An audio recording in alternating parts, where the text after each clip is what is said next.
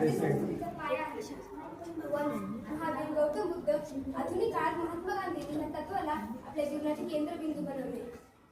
अहिंसा म्हणजे केवळ कोणाला मारहाण न करणे किंवा इजा न पोहोचवणे इतकेच नव्हे, तर अहिंसेची व्याख्या खूप व्यापक आहे. महर्षी पतंजलीच्या योग सूत्रानुसार मन, वचन आणि कर्म या तिन्ही स्तरांवर जाऊन कोणत्याही सजीवाला दुखापत न पोहोचवणे म्हणजे खरी अहिंसा होय. महात्मा गांधींनी सांगितले होते, खऱ्या अहिंसेच्या पायात भीती नव्हे तर शौर्य आहे. दुर्बळ व्यक्ती नव्हे तर दंडनायक शक्ती असूनही क्षमा करतो तोच खरा अहिंसक होय.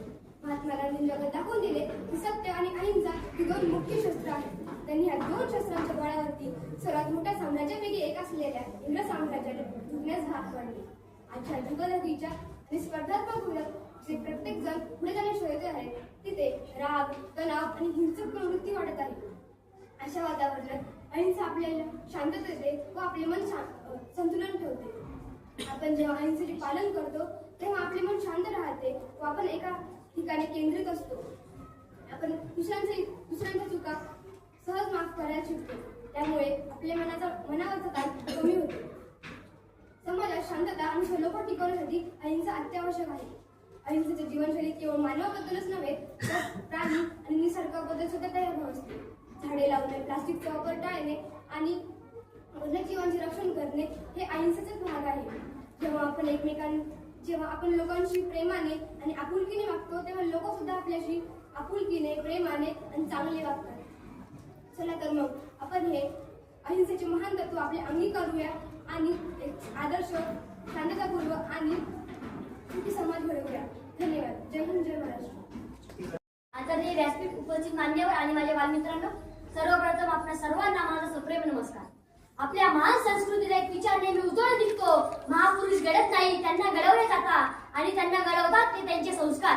महाराष्ट्राचे पूज्य संत तुकाराम महाराज असो, स्वामी विवेकानंद असो किंवा महात्मा गांधी, या सर्व महान विभूतींच्या व्यक्तिमत्वाला आकार देणारी पहिली मूर्ती म्हणजे त्यांचे संस्कार.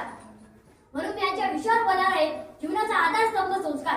हा केवळ विचार नाही तर तो आपल्या संपूर्ण व्यक्तिमत्वाची भक्कम पायाभरणी आहे. संस्कार म्हणजे काय याचं सर्वात सुंदर वर्णन संस्कृत मध्ये म्हणतात, संस्कार होई मनोभूमे सुगंध, संस्कार होई मनोभूमे सुगंध. अर्थात संस्कार म्हणजे मनाला पवित्र सुवास देणारा सुगंध.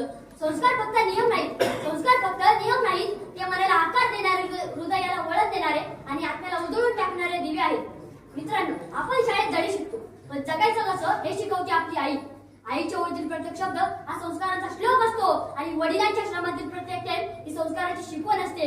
संस्कृत मध्ये म्हणतात, मातृदेव भव पितृदेव भव. याचा अर्थ असा की आई वडील जेवता समान आहे. हा फक्त एक मंत्र नाही तर तो पहिला आणि अखेरचा सत्य धर्म आहे. असाच एक भावनिक प्रसंग होता मित्रांनो. एकदा एका मुलाने आपल्या आईला विचारले, आई तुम्हाला रोज चांगलं वागायला सांगतेस, पण मी मोठं झाल्यावर हे कसे टिकणार?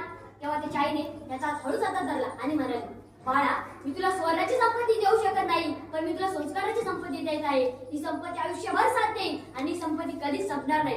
या एकाच वाक्यामध्ये संस्काराचं पूर्ण विश्व सामावलेलं आहे. संस्कार माणसांना उंच नेतात पण कधीच जमिनीपासून तुटू देत नाही. संस्कृत मध्ये एक प्रभावी श्लोक आहे, विनय ही भवेत विद्या, विद्या याती परसुखम. विनय ही भवेत विद्या, विद्या याती परसुखम. अर्थात ज्ञानाची खरी ओळख विनयातून होते आणि विनयच माणसाला खरे सुख देतो. ज्ञान पद पैसा याची चमक तात्पुरती असते, ज्ञान पद पैसा याची चमक तात्पुरती असते, पण संस्काराची किरणे जीवनभर उजळत राहतात. संस्काराची खरी परीक्षा म्हणजे काय? कठीण प्रसंगात उभे राहणे म्हणजे संस्कार. कुणाला उत्तर देण्याऐवजी मौन धरून संयम रोखणे म्हणजे संस्कार. स्वतःला त्रास होऊ नये दुसऱ्यांना मदत करणे म्हणजे संस्कार. यश मिळाल्यावरही नम्रतेने राहणे म्हणजे संस्कार. संस्कृत मध्ये म्हणतात, संस्कार होती इति संस्कार. जे मनाला चांगुलपणाकडे घडवतात ते संस्कार, जे मनाला चांगुलपणाकडे घडवतात ते संस्कार. मित्रांनो, आपण सर्व अत्याधुनिक युगात जगत आहोत. AI, मोबाईल, इंटरनेट यावर सगळं काही उपलब्ध आहे, पण एक गोष्ट अशी आहे जी मशीन देऊ शकत नाही, ते म्हणजे संस्कार. सत्य, प्रामाणिकपणा, आदर, कर्तव्य भावना हे आई वडिलांच्या शिकवणीतून, शिक्षकांच्या मार्गदर्शनातून आणि जीवनाच्या अनुभवातूनच येतो. धैर्य आणि शौर्य हे जीवनाचे संस्कार.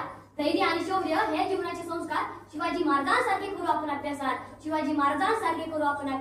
देशभक्ती आणि स्वाभिमान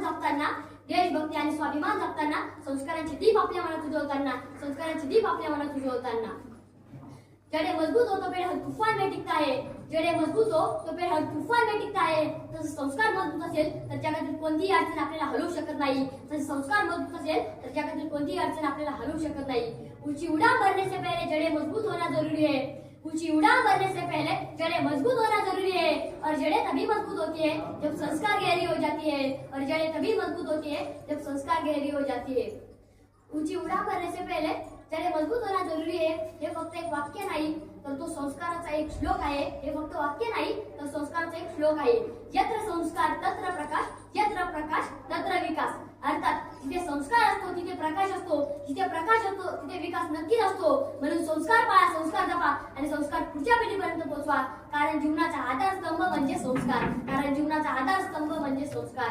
एवढे बोलून मी माझे 2 शब्द थांबवतो। जय हिंद, जय महाराष्ट्र।